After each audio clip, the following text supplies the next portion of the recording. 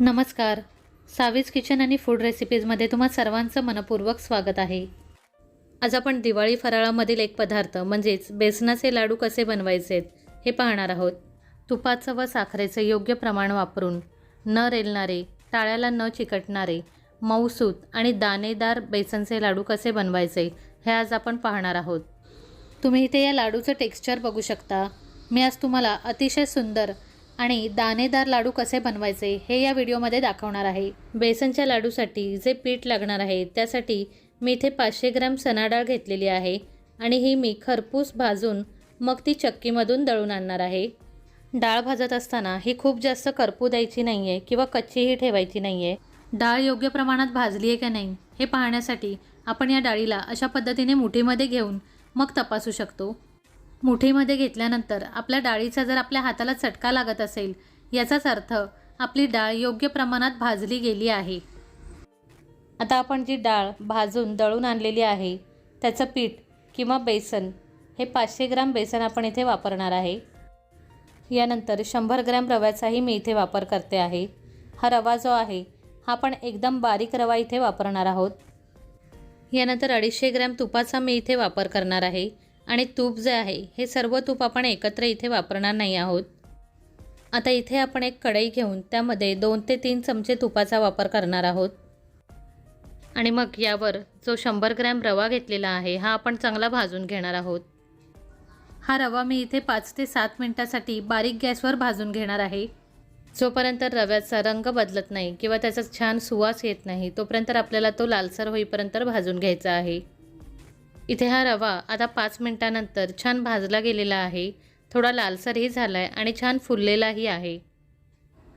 रवा भाजून झाल्यानंतर मी इथे बेसन भाजून घेणार आहे, ज्यासाठी मी इथे एक कढई घेतली आहे आणि यामध्ये 2 ते 3 चमचे तुपाचा वापर करून आपण हे बेसन भाजून घेणार आहे.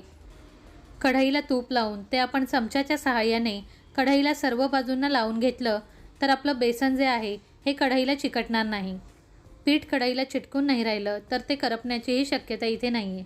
इथे दळून आणलेल्या 500 ग्रॅम पिठामधलं अर्धं पीठ मी या कढईमध्ये टाकून मग ते या तुपावर चांगलं परतून घेणार आहे.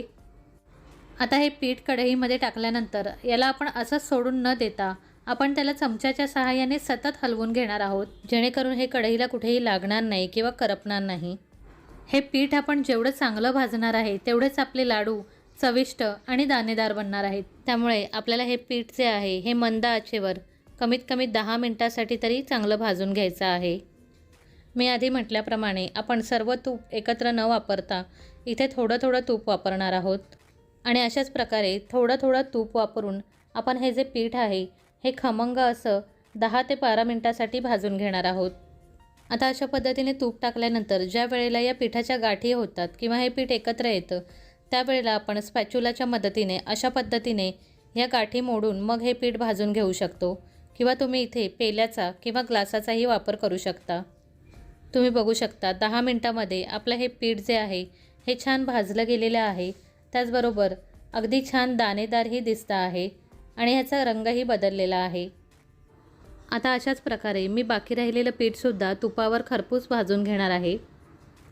तुम्ही माझे व्हिडिओ पाहत असाल आणि अजूनही माझ्या चॅनलला सबस्क्राईब केलं नसेल तर नक्की चॅनलला सबस्क्राईब करा आणि माझ्या अशाच अजून रेसिपीज पाहण्यासाठी बेल आयकॉनलाही नक्की प्रेस करा. आता आपण बाकी राहिलेलं पीठसुद्धा सारख्याच पद्धतीने इथे भाजून घेणार आहोत.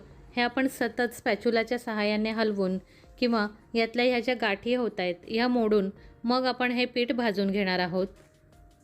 आणि हे पीठ भाजत असताना आपण तुपाचा वापर एकत्र न करता अशा पद्धतीने 2-2 चमचे तूप वापरून हे पीठ खरपूस भाजून घेणार आहोत. आता इथे उरलेलं किंवा हे जे दुसरं पीठ आपण भाजलेलं आहे हे सुद्धा 10 मिनिटानंतर छान दाणेदार असं भाजून तयार झालेलं आहे. आता जे पीठ आपण अर्ध करून भाजून घेतलेलं आहे हे आपण एकत्र करून हे पुन्हा 1 ते 2 मिनिटासाठी भाजून घेणार आहोत. हे पीठ एकत्र भाजून घेत असताना आपण इथे उरलेल्या तुपाचाही वापर करणार आहोत. आता आपलं हे पीठ अजून दाणेदार बनवण्यासाठी आपण अर्धी वाटी पाणी घेऊन त्याचा हाताच्या सहाय्याने या पिठावर हपका मारून घेणार आहोत. यानंतर मी या पिठाच्या मधोमधच जागा करून यामध्ये 2 चमचे तुपावर ड्रायफ्रूट भाजून घेतलेले आहेत आणि मग हे या पिठामध्ये मिक्स केले आहेत. इथे मी 7 ते 8 काजू, 7 ते 8 बदाम आणि 7 ते 8 पिस्त्यांचा वापर केला आहे.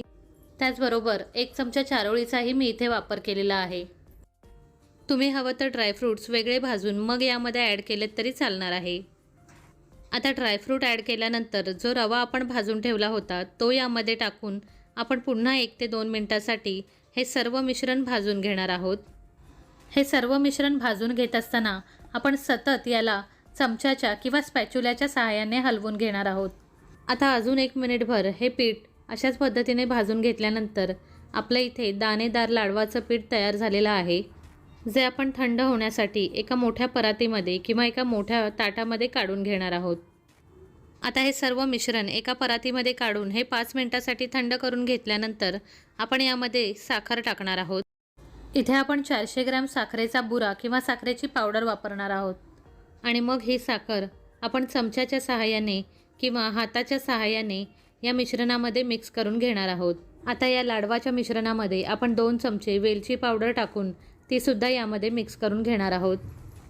हे मिश्रण चांगलं एकजीव होण्यासाठी किंवा यामध्ये जी टाकलेली साखर आणि वेलची पावडर आहे ही या मिश्रणामध्ये व्यवस्थित मिक्स व्हायला हवी, म्हणून आपण हाताच्या सहाय्याने हे मिक्स करून घेणार आहोत.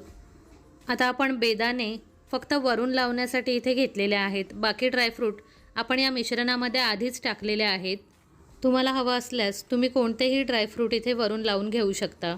या मिश्रणाचे आपण अशा पद्धतीने हातावर वळून घेऊन लाडू बनवून घेणार आहोत आणि हे लाडू बनवून घेत असताना यावर बेदाणे किंवा मनुके किंवा कोणतेही ड्रायफ्रूट्स आपण अशा पद्धतीने लावून मग हे गोल गरगरीत आणि दाणेदार लाडू आपण वळून घेणार आहोत.